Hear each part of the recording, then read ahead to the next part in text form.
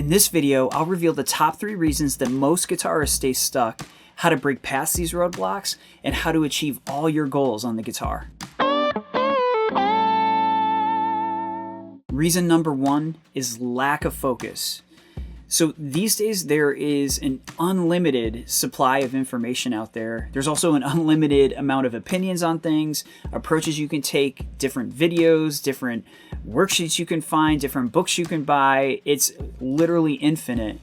And this is a blessing and a curse. But one really common kind of side effect of this is that people don't know what to focus on. They don't know what they should be doing. There's almost just too much going on and it can be overwhelming. This is something that I see all the time. It's something that students tell me about. It's something that I see clearly in the era that we're in right now. You can pretty much have access to anything that you want to know about, but that isn't necessarily the key. To combat this lack of focus, let's really start to zero in and see what we should focus on by looking at some of the most important elements of guitar playing. We could also break things down into 2 really broad groups. On one side, we have left-hand technique, and we can work on things like dexterity. Now, this isn't just about playing single note passages, but your dexterity jumping from chord to chord. It's really, really important to be able to be really nimble and move around on the fretboard. Also related to left-hand technique, a really huge thing to look at is thumb positioning. Sometimes if you're doing stuff with bends, your thumb might be a little higher. If you're doing stuff where you really need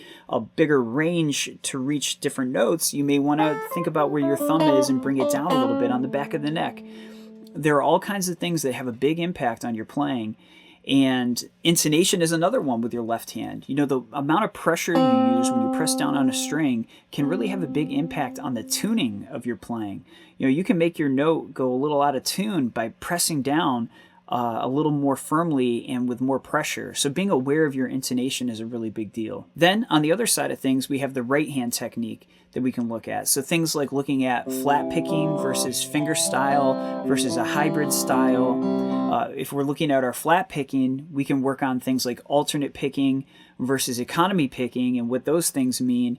And then even fine tuning that even more if we're looking at alternate picking, looking at outside picking versus inside picking. So what you want to do is start thinking about some of these categories I just mentioned, and there could be other ones that come to mind. Some of them you may not have thought about or heard of.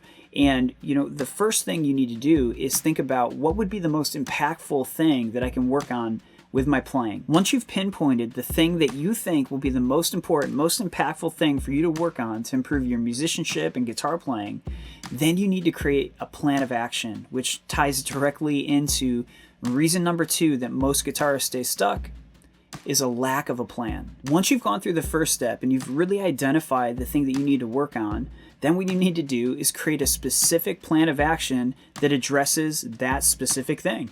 So if you have decided that, you know what, my picking needs some work, then you need to create a routine or find a routine that will directly address your issue. Instead, what normally happens is most guitarists kind of flounder between learning a part of a song but never really finishing it. They jump from lesson to lesson or course to course or video to video and never really finish anything. It sets us up for this feeling of failure or never finishing anything. And that feeling is something you really want to avoid and nip in the bud. Do not fall victim to this path. Do not flounder around. Pick a plan of action and then address the things that need to be addressed and do it in a methodical way. This will save you so much time and headache, and it will, instead of making you feel like you haven't finished anything or created a feeling of failure, on the flip side, instead, you will feel like you've accomplished something, like you're making progress, like you're setting yourself up for success. Once you figure out what that thing is you need to work on and you get to work, it's just a matter of time until you achieve your goal. You literally cannot fail unless you decide you don't want to do it anymore. I want to make one more point here before moving on to reason number 3. And it's that you can really get more out of your practice if you really learn how to leverage your time in what you're doing. So for example, let's suppose that you want to work on your picking technique and you'd like to get better at alternate picking and economy picking. And I'll explain what those are in just a second if either one are not familiar to you. But let's suppose you also want to make use of triads. Like you would like to implement them in your improvising and you just feel like you need to work on them a little bit. So here's an example of how you could leverage your practice and kill two birds with one stone. What I'm going to do is practice a C major triad and a C minor triad. So I get the two main triad forms. And then I also am going to practice alternate picking and economy picking, and I'll explain what I mean by that now. First, let's look at just what the major triad is. If I put my pinky finger on the 8th fret of the E string, that's going to be a C, then I'm going to play the major 3rd, and then the 5th. That's a major triad. If I flatten the 3rd, it makes it a minor triad. Okay, so simple enough. We've got a major triad and a minor triad. But here's what I'm talking about with leveraging your practice. What I'm going to do is practice 4 rounds of the major triad, alternate picking. Then I'm going to switch to 4 rounds alternate picking a minor triad, and then I'll go back to the major triad, but I'm going to economy pick it, and then I'll do the minor triad, also economy picking, and this way I get better at my triads and I get better at my picking at the same time. I've got the metronome set up to 50 beats per minute, and I'm going to be counting triplets. 1, 2, 3, and down, up, down, up, down, up, down, up, down, up, down, up, minor.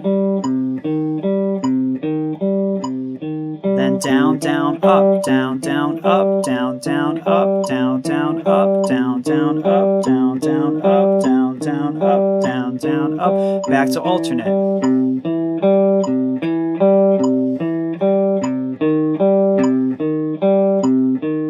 Back to economy.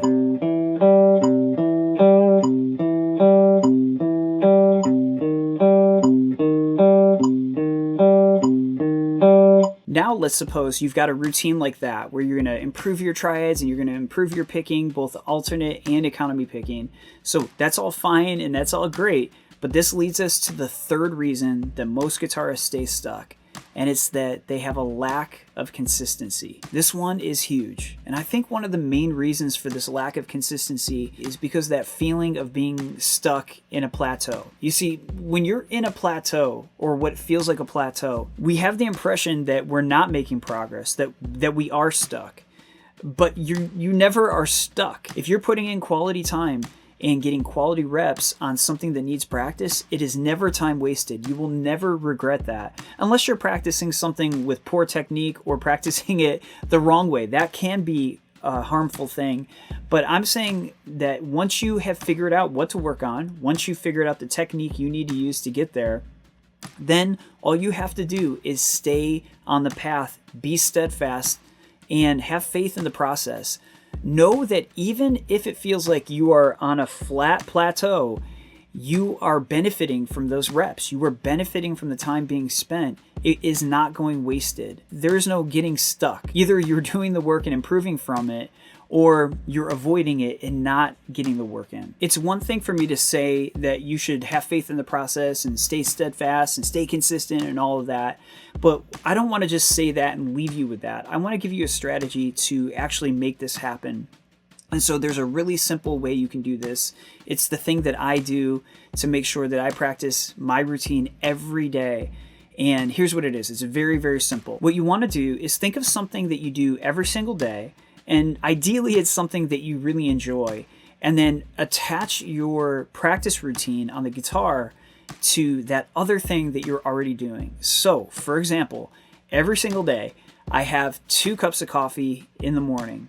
And I really enjoy my coffee. I think a lot of people are in a similar boat. Let's say that you don't drink coffee. Maybe you drink tea or a glass of orange juice, or maybe it's a breakfast that you eat every day that you really like, or maybe you do a crossword puzzle or read the paper. It could be anything. It could be an exercise routine.